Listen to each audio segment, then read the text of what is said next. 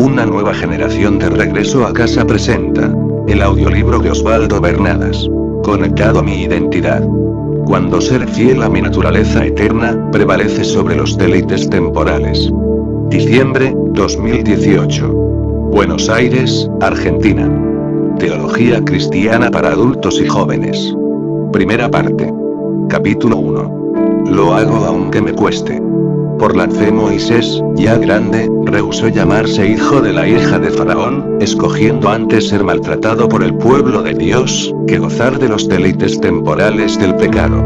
Hebreos 11, 24, 25. ¿Alguna vez te pusiste a pensar en lo difícil que le habrá resultado a Moisés confrontar a Faraón? El temor ante un desafío es un eficaz indicador de que estás situado justo en el lugar en donde debes tomar el riesgo. El Espíritu Santo no podrá usarte si no te dispones a hacer su voluntad. En vez de permitir que el temor te haga evadir la dificultad, deja que el Espíritu Santo gobierne sobre las situaciones y recibe su poder. A pesar de las burlas y los pronósticos contrarios, David no pudo tolerar que un filisteo gigante y pagano se burlara de su Dios. Él fue impulsado por un poder sobrenatural a arriesgar su vida en nombre de su identidad trascendental y de su herencia eterna. Más allá del temor y las dudas, él enfrentó el conflicto. La pregunta que hoy Jesús nos hace es: ¿confías en mí? ¿Acaso conoces a alguien que por confiar en mí le haya ido mal? La verdad es que eso nunca ha sucedido, nunca sucede, ni nunca sucederá. El éxito eterno y trascendente se remite a una sola cuestión: plena confianza en Cristo. No temas, porque yo estoy contigo. No desmayes, porque yo soy tu Dios que te esfuerzo y siempre te ayudaré. Isaías 41, 10. ¿Cuándo fue la última vez que corriste un riesgo por Jesús? ¿Cuándo fue la última vez que renunciaste a hacer la voluntad de la carne, para hacer lo que Dios te pide que hagas? El crecimiento espiritual solo se obtiene si somos fieles, aunque lo que tengamos que hacer no nos guste o no lo entendamos.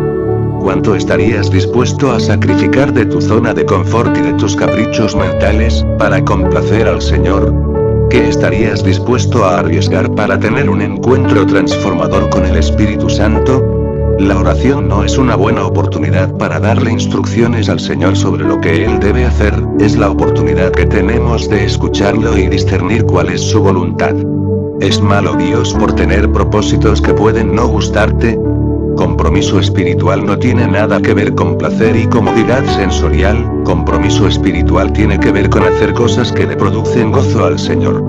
¿Cuántas cosas has hecho hoy para darle satisfacción a Dios? Jesús nunca dijo que por seguirlo dejaríamos de padecer tribulaciones, Él jamás dijo que su bendición nos acomodaría plácidos en este mundo. Por el contrario, Jesús dijo: en el mundo tendréis aflicciones, pero no se desalienten. Confíen en mí, yo ya he vencido al mundo. Juan 16, 33. ¿Quién podría hacer semejante declaración, más allá de Él? Solo Dios puede manifestar semejante ostentación de poder. Yo he vencido el sistema de este mundo. Yo he vencido al pecado. Yo he vencido al reino de Satanás. Semejante declaración de poder y soberanía, ¿no te inspira confianza, como para intentar hacer algo diferente? ¿No estás aburrido de apenas comer, dormir y aparearte como un simple animal? ¿No crees que hay algo superior y más grande para ti? Pedro ya había superado la parte difícil, él ya había salido del bote y estaba levitando sobre las aguas del mar. Él prevaleció sobre las leyes de la física. A pesar de semejante experiencia, cuando la prueba parecía estar superada, surgió otra realidad. Al ver el fuerte viento, Pedro sintió miedo y comenzó a hundirse. Señor, sálvame. Al momento Jesús asió de él. Mateo 14, 30, 32. El entusiasmo inicial es difícil de mantener, tiende a apagarse. El impulso del comienzo se va diluyendo cuando el viento comienza a chocar bruscamente sobre nuestro rostro. Las altas olas te asustan. Te distraes, y tu conciencia es alterada. Tu fe se disipa, te confundes, comienzas a hundirte y planas. Sin fe certera, tu vida espiritual es solo una teoría. Si tu fe no es genuina, la gran comisión será apenas una emoción de 6 meses. sin tener legítima fe, es cuestión de salir a la obra y al rato regresar asustado a casa de mamá, llorisqueando. Willie Ottman. Cuando comenzamos la vida espiritual, cuando descubrimos y aceptamos a Jesús, experimentamos un mundo nuevo, experimentamos nuevas emociones, nos excita el desafío. Descubrimos un camino antes ignorado. Se nos revela una alternativa diferente, una propuesta inquietante. La idea de una herencia en el cielo nos llena de pasión. Nos alienta a salir del bote e intentar caminar sobre las aguas. El problema es que todas las motivaciones pasionales duran poco. Muchos creen que vida espiritual significa, se acabaron los problemas. No es así. Mientras estemos en este mundo siempre habrá tribulaciones, los desafíos continúan, la diferencia es que los enfrentamos confiados porque Jesús está con nosotros. El que venció al mundo, es nuestra garantía. Puede que las personas con las que contabas te fallen, puede que la economía esté mal, podemos estar en medio de la peor de las tormentas, pero aún así podemos estar en paz, resistiendo, si confiamos en Jesús. Se trata solo de resistir. Resisto la tentación de hacer cosas inútiles, trascendiendo los gustos inferiores hasta desarrollar un gusto superior. Es fácil rendirse y conformarse. Es fácil ser un mediocre más. No es difícil ser un hombre vulgar y del montón, un ordinario, viviendo en el país de los don nadie, como cuenta el escritor Bruce Wilkinson, en su libro El dador de sueños. Jesús nos llama a trascender. Ven, vive una vida en lo sobrenatural. Y Jesús dijo, ven. Y descendiendo de la barca, Pedro andaba sobre las aguas para ir a Jesús. Mateo 14, 29. ¿Qué es lo que hace que algunas personas frente a las tormentas de la vida se debiliten y simplemente se den por vencidas y otras en vez de eso, resistan y no solamente sobrevivan, sino que crecen y se hacen fuertes? ¿Por qué las tormentas estimulan a algunas personas y vencen a otras? ¿Qué es lo que hace semejante diferencia? La gente que resiste, lo hace porque nunca pierde de vista su objetivo. Son personas determinadas. Ellos se rehúsan a traicionarse a sí mismos. Si vas a hacer algo y dices que sí, que tú sí sea sí, y si no lo vas a hacer y dices que tú no sea no. Las promesas falsas vienen del diablo. Mateo 5, 37.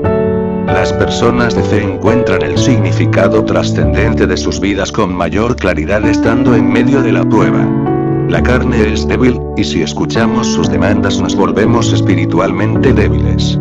La mente sujeta a la influencia de la carne es tu peor enemigo, en cambio la mente gobernada por la voluntad del Espíritu Santo es tu mejor amigo. La mente descontrolada nos hace actuar ingenuamente, nos vuelve imprudentes y flojos. No se duerman. Velad y orad para que puedan resistir la prueba y no caigan en tentación. Ustedes están dispuestos a hacer lo bueno, pero no pueden hacerlo con sus propias fuerzas, porque la carne es débil.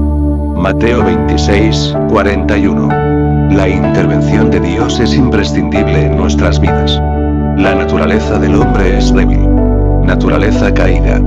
La carne nos pide comer, y comemos más de lo que necesitamos. La carne nos pide dormir, y dormimos lo más posible. La carne quiere sexo, y nos obsesionamos con hacerlo. La carne pide y pide cosas todo el tiempo, esclavizándonos con sus demandas. Este cuerpo no hace más que demandar y demandar cosas. Son esas demandas las que generan el pecado en la carne. Gula, ocio, lujuria y tantas cosas. La carne por su naturaleza adámica actúa desalineada del espíritu. Sin comprender esto podemos vivir toda una vida engañados, creyendo que somos cristianos salvos, cuando la verdad es que apenas estamos simulando serlo, viviendo de apariencias. Estamos en la iglesia físicamente, mientras la mente está muy lejos.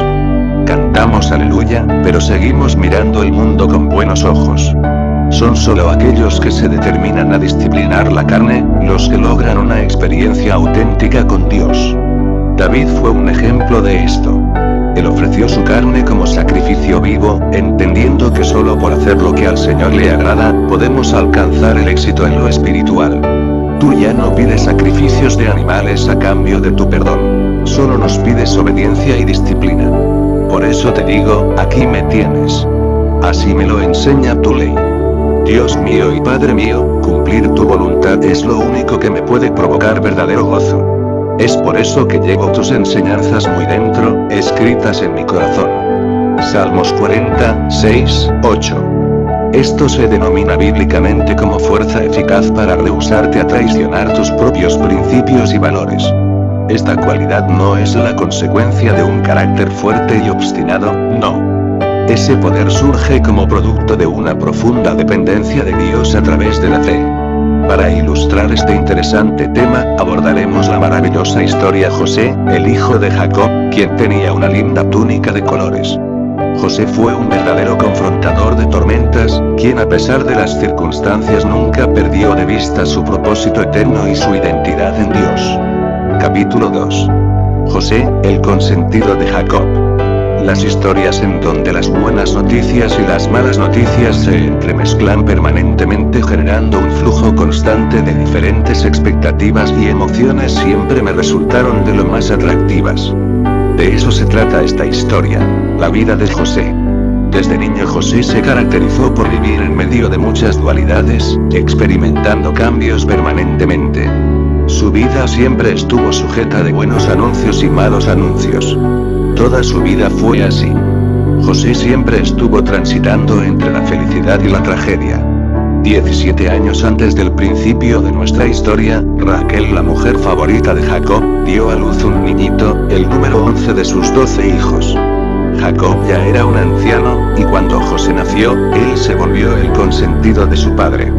La gente de su pueblo lo reconocía como un niño educado e inteligente, dotado de conocimientos superiores para su corta edad. Esto, combinado con la dulzura de su carácter, y el parecido a su hermosa madre, fue lo que atrajo ese amor tan especial que el padre le tenía. Jacob amaba a José más que a todos sus hijos. Este amor le proveyó la famosa túnica de colores. Y amaba Jacob a José más que a todos sus hijos, porque lo había tenido en su vejez, y fue por eso que le hizo una hermosa túnica de diversos colores. Génesis 37, 3. Las descripciones que vulgarmente se escuchan acerca de la túnica de José nos llevan a imaginar una especie de colcha hecha con retazos de telas de colores. Si así fuera, resultaría difícil creer que esa prenda haya sido el motivo de tanta envidia para sus hermanos mayores.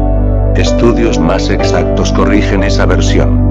La palabra hebrea que se usa para definir la túnica de José se refiere específicamente a una camisola larga que cubre por completo las 4 extremidades.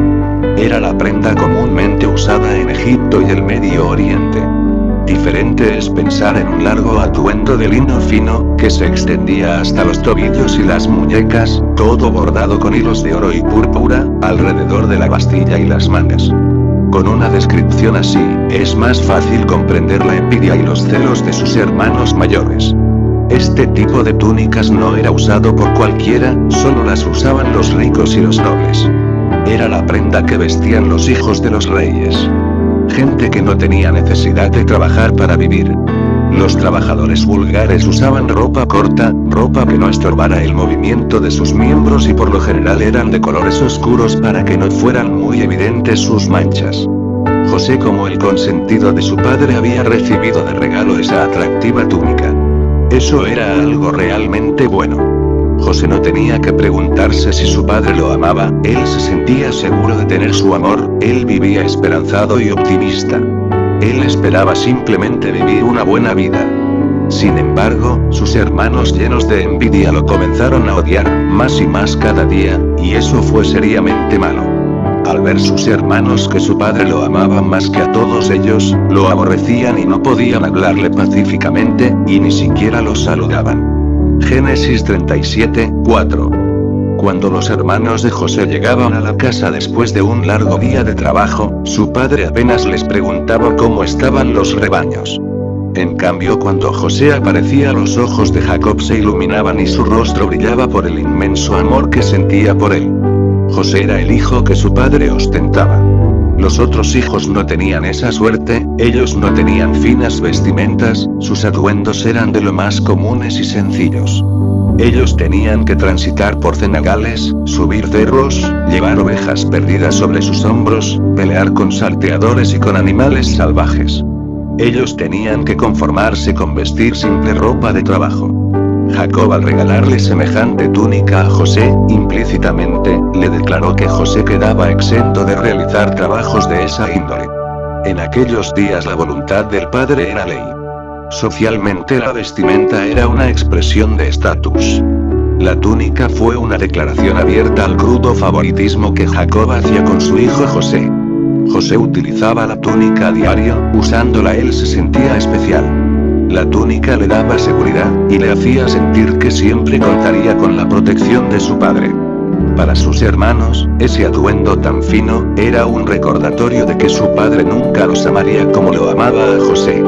José podía quedarse acostado hasta tarde y tener más diversión. José podía recrearse llevando a cabo diversos pasatiempos.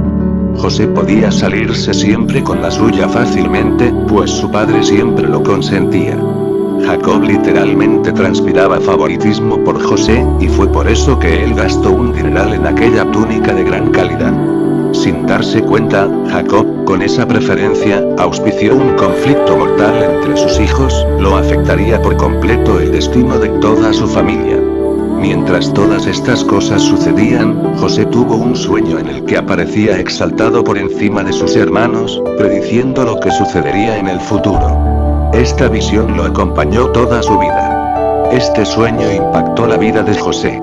Y soñó José un sueño, donde se vio a sí mismo gobernando por encima de sus hermanos y lo contó a ellos. Y ellos llegaron a aborrecerle más todavía.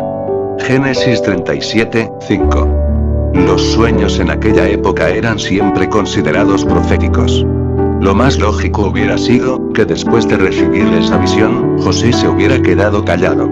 Cualquier persona con sentido común lo hubiera hecho, pero él, imprudentemente no lo hizo. José reunió a sus hermanos y les anunció el sueño, lo que incrementó más su furia. Ellos ya se sentían demasiado heridos por la actitud de su padre, y esto fue el colmo, incrementando su odio y una gran rivalidad. Sus hermanos replicaron: ¿de veras crees que vas a reinar sobre nosotros, y que nos vas a someter? Y lo odiaron aún más por los sueños que él les contaba. Génesis 37:8. Mientras José soñaba con poder y prestigio, con ser el orgullo de su padre, sus hermanos mayores soñaban con deshacerse de él. En una ocasión, mientras los hermanos mayores apacentaban ovejas lejos de su casa, José se les apareció, obedeciendo a su padre. Y dijo Jacob a José: tus hermanos apacientan las ovejas en Siquem.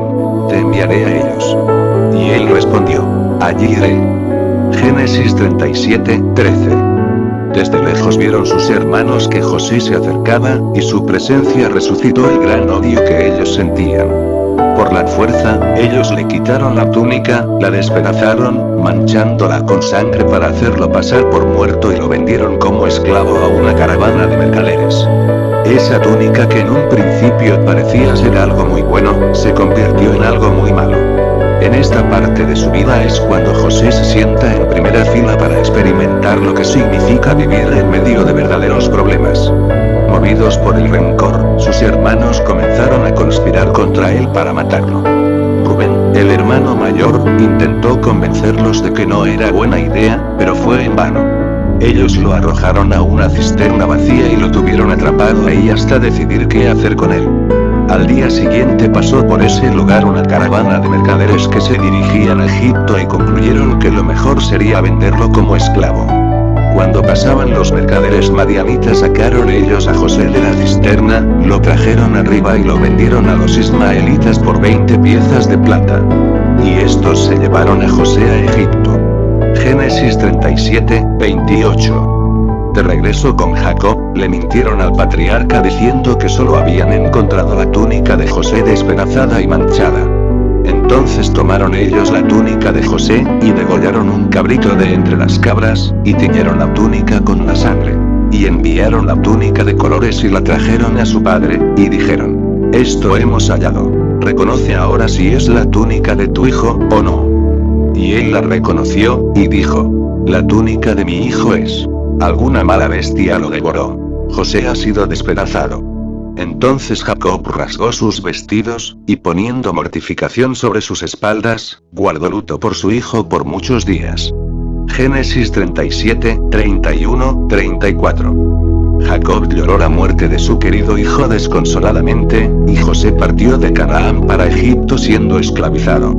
Capítulo 3. En Egipto con Potifar. El viaje transcurrió entre gritos, órdenes y golpes. José, seguramente pensó que al llegar a la ciudad donde sería vendido, podría alegar que su padre era un poderoso y rico ganadero, que bien podría pagar el precio por su rescate. Al llegar a Egipto, algunos de los lugareños se acercaron para observarlo de cerca. Ellos eran personas con un porte y vestimentas diferentes a los demás curiosos del lugar. Después de disputar el precio entre ellos, los mercaderes madianitas lo vendieron a Potifar, el representante oficial del faraón, capitán de la guardia egipcia. En una tierra extraña y misteriosa, esclavo de personas desconocidas, sin amigos y sin poder alguno, nadie quiso escuchar sus propuestas de rescate, callándolo a empujones y haciéndolo caminar con los otros esclavos. Ahora tienes un amo, eres un esclavo, le perteneces a Potifar. Así José comenzó a aprender lo que todo ser humano tiene que aprender. La vida no siempre es de la manera como uno la imagina. En el mundo tendréis aflicciones. Juan 16, 33. Aún así José fue sabio, y en vez de resistirse, se entregó a vivir aquella situación, creyendo que detrás de todo, Dios estaba trabajando en su carácter, con un propósito trascendente. Potifar era un jefe rico, y con un estilo administrativo muy liberal. José, siendo muy carismático y elocuente, fue muy bien recibido por Potifar. Rápidamente él es ascendido en su cargo y se le concede mucho poder.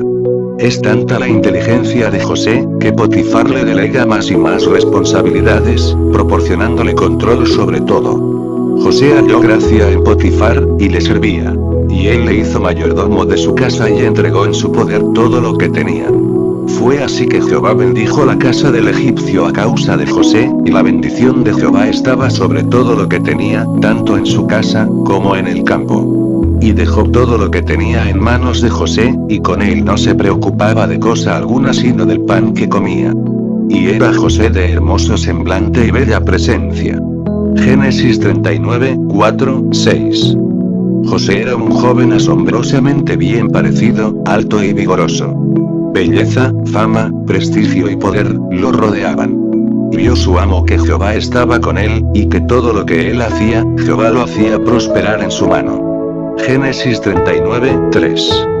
Todo esto fue muy bueno, hasta que un día la esposa de Potifar se fijó en él. Tantas buenas cualidades despertaron atracción en ella y dejando atrás el protocolo real, ella trató de seducirlo. Esto desencadenó algo muy malo. Un día esta mujer llena de lujuria y pasión, llamó a José a su habitación y estando solo se asió de su ropa, tratando de tener relaciones con él. José se resistió, recordando su voto de lealtad a su amo y las enseñanzas morales que su padre le había impartido en su niñez, además de ser consciente de que sería una tremenda falta ante Dios. José salió corriendo de la habitación dejando en las manos de la señora su manto.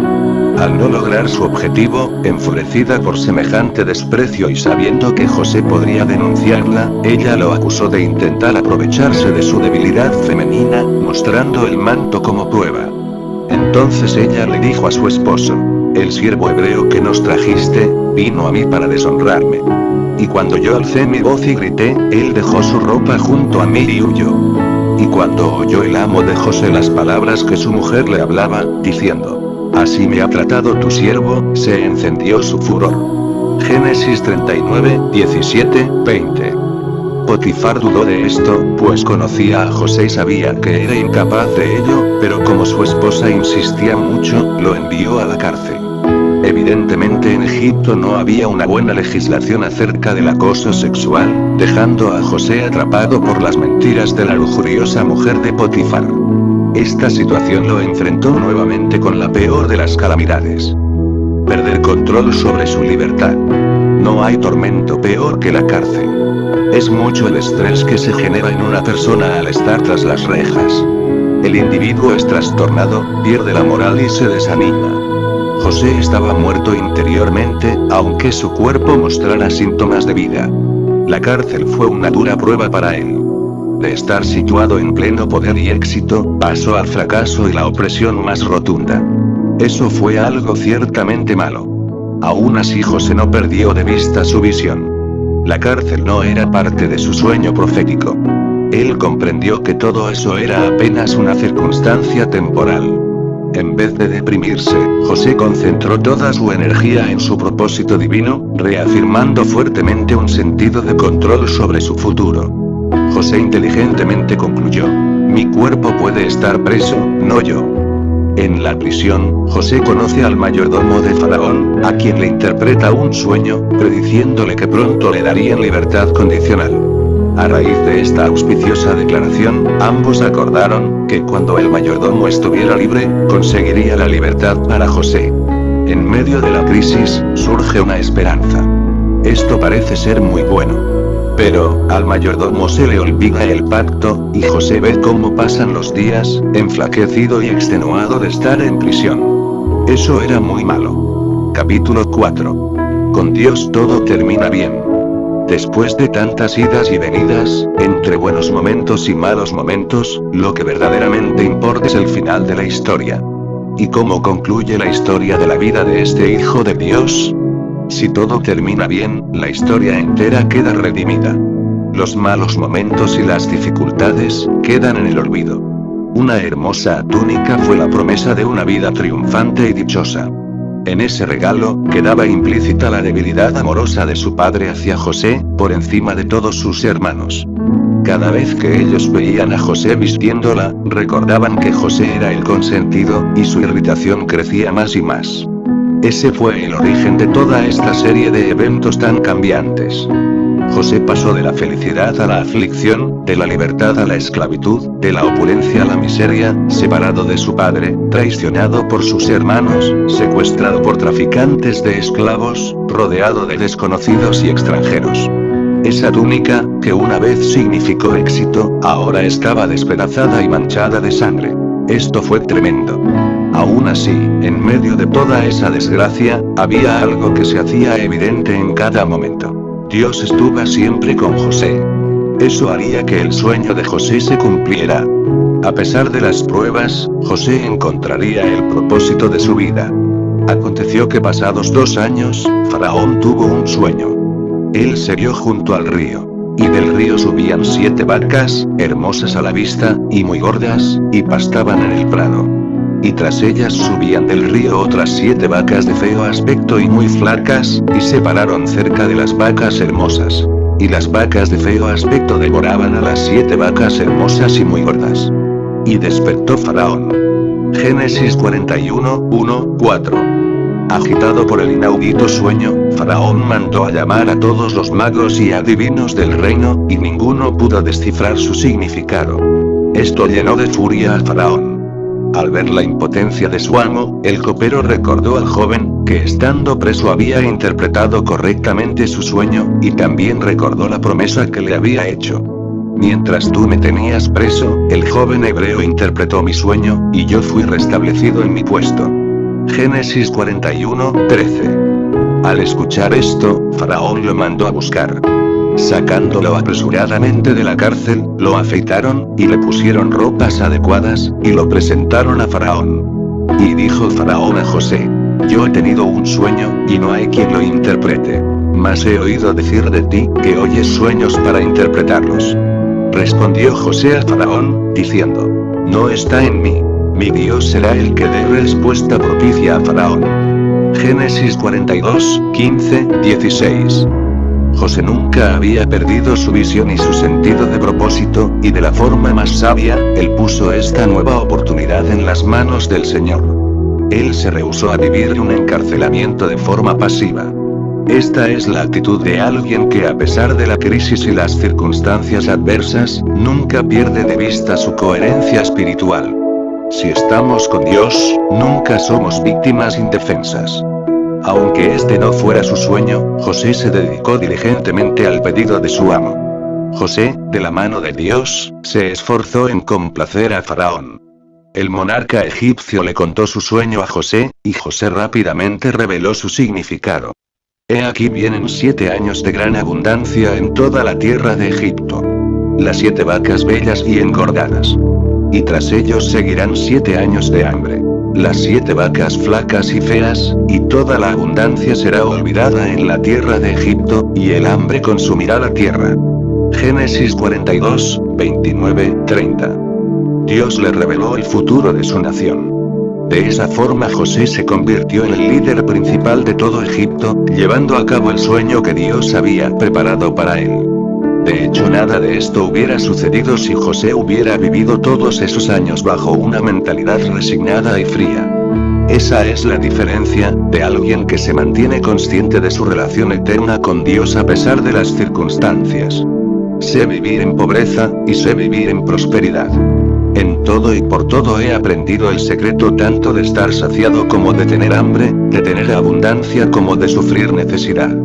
Todo lo puedo en Cristo que me fortalece. Filipenses 4, 12, 13. Hubiera sido mucho más fácil darse por vencido que resistir. Cuando la vida no transcurre por el camino que imaginamos, la opción de renunciar siempre aparece como un dulce bálsamo que nos alivia. Así de grande es el poder de la ilusión de este mundo. Capítulo 5. José nos enseñó el secreto. De donde quiera que Dios te pone, no te vayas fácilmente. Muchas son las enseñanzas de la vida de José, pero la enseñanza fundamental y culminante de esta historia es comprender que aún en las peores circunstancias Dios sigue en control. Los sucesos accidentados no desenfocaron a José de su propósito eterno. Aún en medio de incidentes injustos, donde el obrar de Dios resulta enigmático e incomprensible, José no perdió la fe. Él nunca olvidó que Dios siempre está al control de todo. Así como Dios siempre estuvo con José, el Señor también está siempre contigo. En todo momento y en toda circunstancia. José resistió y alcanzó el nivel máximo de su visión. Así es la fe que reciben los escogidos del Creador. Por la fe, Moisés salió de Egipto sin temer la ira del rey, porque se mantuvo firme como viendo al invisible. Hebreos 11, 27. Siempre habrá situaciones difíciles, retos que Dios permite que sucedan, con el fin de que maduremos espiritualmente. Ser paciente y resistir sin perder la fe es lo más difícil. Huir y dejar todo es lo fácil, y por lo general es lo que siempre hacemos. Te repito el concepto. No te vayas fácilmente, no renuncies ante la primera adversidad. Crecerás espiritualmente solo si resistes y ejerces control sobre la realidad, aún estando en medio de las circunstancias más hostiles. La clave para escapar de las miserias de la vida doméstica, y experimentar una vida plena y bienaventurada, está en despertar al conocimiento sobre nuestra verdadera identidad, en conocer nuestra procedencia, o sea, en tener un firme y práctico discernimiento espiritual. ¿En qué consiste tener discernimiento espiritual? En saber que existen dos reinos. Ese es el tesoro oculto de la verdad. Existe un reino que es el visible y limitado, el natural, y otro que es invisible e ilimitado, el espiritual. El ser humano tiene la capacidad de habitar ambos reinos simultáneamente. Esa es su habilidad intrínseca. La dificultad grande surge cuando perdemos conciencia de esa identidad y olvidamos nuestra procedencia, comenzando a juzgar todo a través de la experiencia sensorial limitada. Así quedamos condicionados por lo natural y lo doméstico. Alguien con verdadero discernimiento ve más allá de lo que le permiten ver sus ojos. Él sabe que gravitando sobre su cabeza existe un mundo invisible, infalible y eterno. Él sabe que pertenece a ese mundo. No mirando nosotros las cosas que se ven, sino las que no se ven. Pues las cosas que se ven son temporales, pero las que no se ven son eternas. Segunda de Corintios 4, 18. Solo una fe firme y sincera nos dará la fuerza para vencer el actual estado de ilusión en que estamos. Dios siempre completa su obra. El que comenzó en vosotros la buena obra, la perfeccionará hasta su fin. Filipenses 1, 6. Supongamos que alguien se te acercara y te dice, te daré $1 millón si comes saludable durante un mes. 0 grasas, 0 fritos, 0 azúcares, 0 McDonald's. Nada de eso. Ni café, ni gaseosas, ni golosinas, solo comida sana por 30 días y tendrás $1 millón. Comenzamos entusiastas el desafío, pasan 7 días y viene un amigo de visita y te trae una torta de chocolate con crema, la contemplas, se te hace agua en la boca, y tu humanidad la comienza a desear. Tienes tanta abstinencia de dulces y la deseas tanto. Pero en tu inteligencia piensas por un momento y dices, no la voy a comer porque tengo una esperanza. Voy por algo realmente valioso. No puedo ser tan tonto y por algo tan insignificante perder esta oportunidad única. Así es como piensa la persona de fe. Si persisto en la obtención del $1.000.000, cambiará mi economía y el futuro de mi vida. A través de esta historia, Dios nos quiere despertar, nos quiere hacer volver en sí. Tienes una herencia grande, ¿por qué perderla? Eres mi hijo amado por la eternidad. Hay algo de más valor. Solo una esperanza firme en la bendición futura, te da el poder para decir no a los fuertes deseos de tu carne.